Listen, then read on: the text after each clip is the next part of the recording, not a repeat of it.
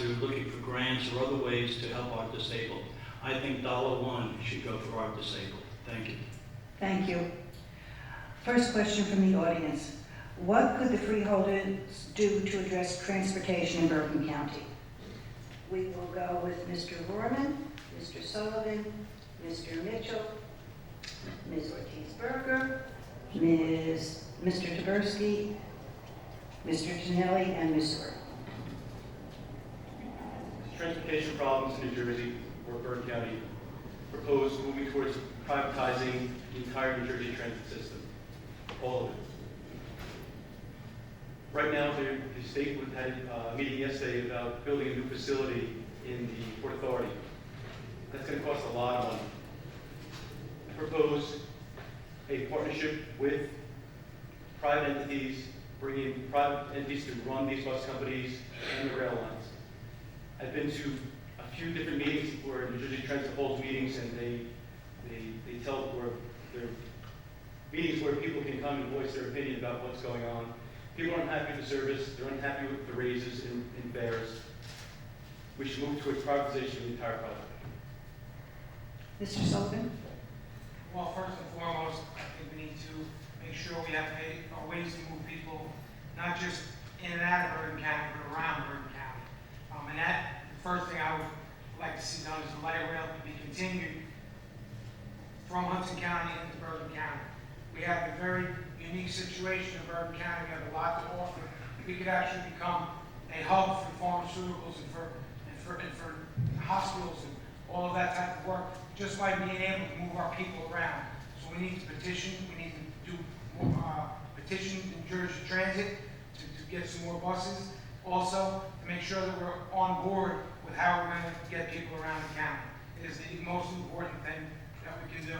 And we don't want to, I'm not talking about the debt, but I find it interesting that we talk about debt, and yet we have a person talking about debt tonight, and his debt is down 40% in his town in 3 years. So we can't always talk about how much you're going to incur in debt when you come to get services for the county. Of course, it has to be taken care of, but we need to do a better job moving people around Bergen County. Thank you. Mr. Mitchell?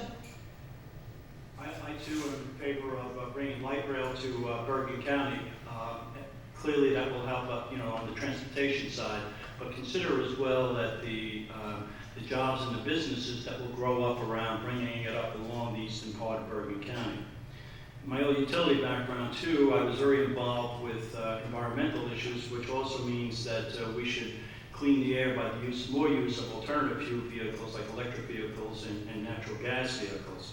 This too has a very positive environmental piece, and as well as creating many, many jobs sorely needed here in Bergen County. Thank you. Thank you. Ms. Ortiz-Berger? I have to transport myself every day to purchase New York. So I know about transportation issues. I hate taking buses and trains because it's not nice, it's not comfortable. But a lot of our residents have to do that.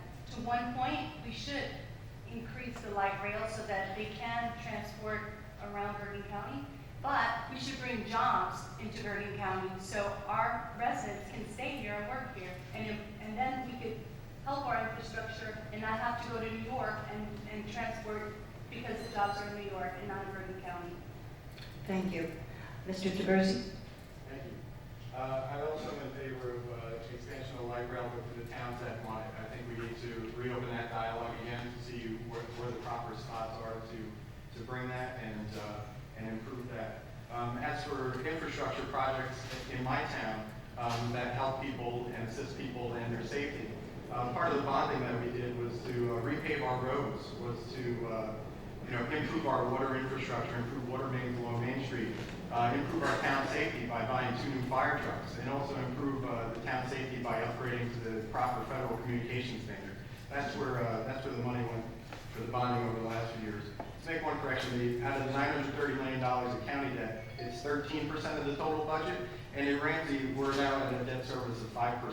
So I think that the county can take a lesson from Ramsey. Thank you. Thank you. Mr. Tonelli? Thank you. One serious issue we have is we have people that need to use mass transportation. So when they drive to a community to use their train station, there's no parking. Parking is a major issue because most train stations are centrally located So we need to do a better job working with New Jersey Transit to try and come up with parking solutions. For example, in my town, there could be people coming 3-4 towns on those roads to try and find parking, just keep going up the train route until they can find a parking spot. So I think if communities take parking as a serious issue, we could cut some of that morning commuter traffic of people that are using the train. That would help drastically. The other thing is we have a plan to solve the bottleneck on Route 17. I go from North Arlington to Paramus multiple times through the day, because that's where I work, and that bottleneck, there's a plan on the books, we have to stop delaying, we have to work with the state to get funding to fix that bottleneck. Thank you. Ms. Orr? Thank you. You know, transportation really comes to the heart of the three major issues, which is quality of life, business development, and safety of our residents. And so investment in transportation is vitally important.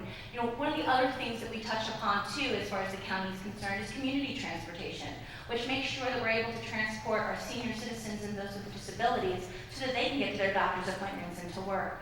These are things that, you know, we had to stretch.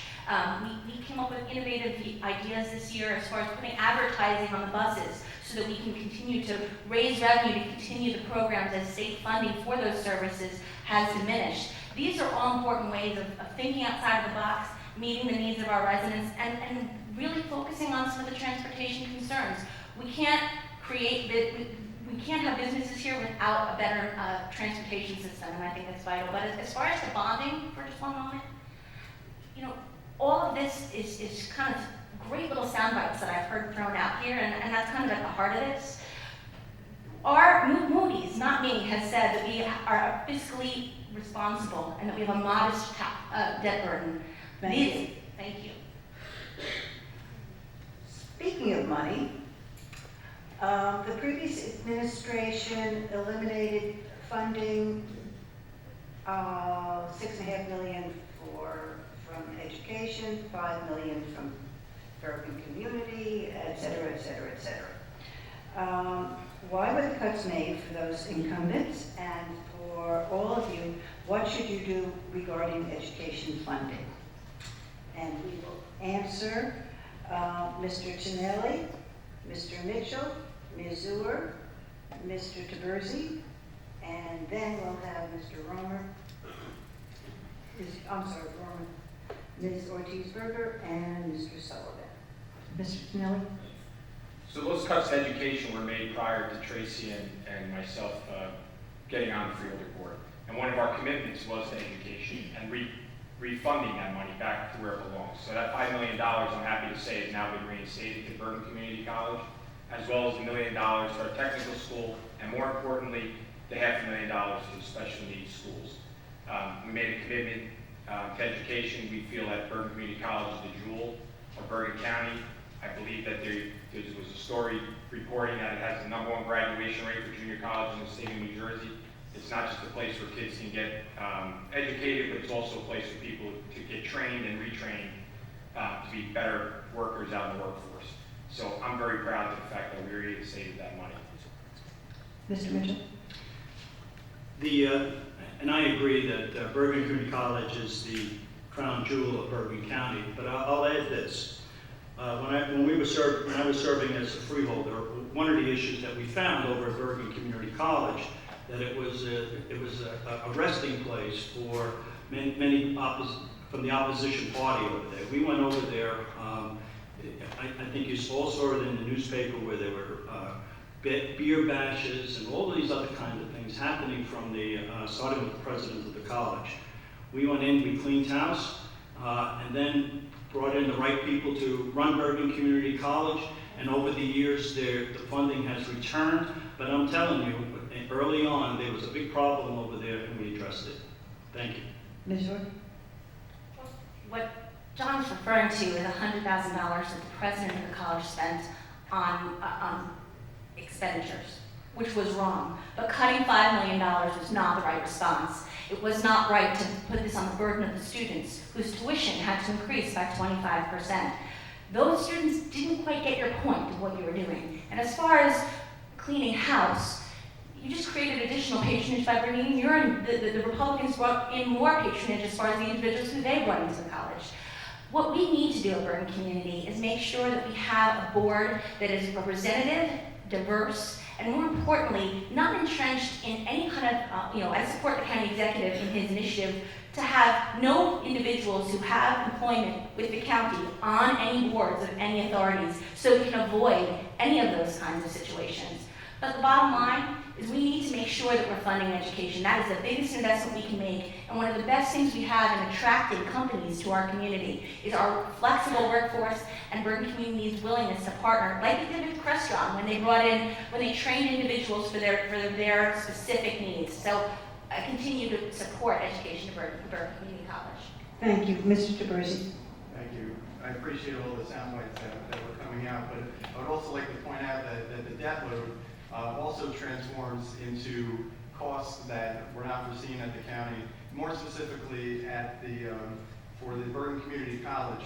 If that is running at a deficit, how can we possibly ever catch up? How can we improve our facilities over there without adding more to the debt burden? I would say we need to take a look at the administration and the practices. I know that's already been done, but we should figure out a way with the administration to figure out how can we get Bergen Community College to be self-sufficient? How can we get them to be self-sustaining?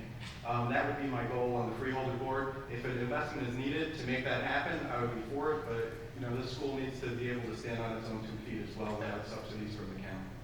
Thank you. Mr. Rorman?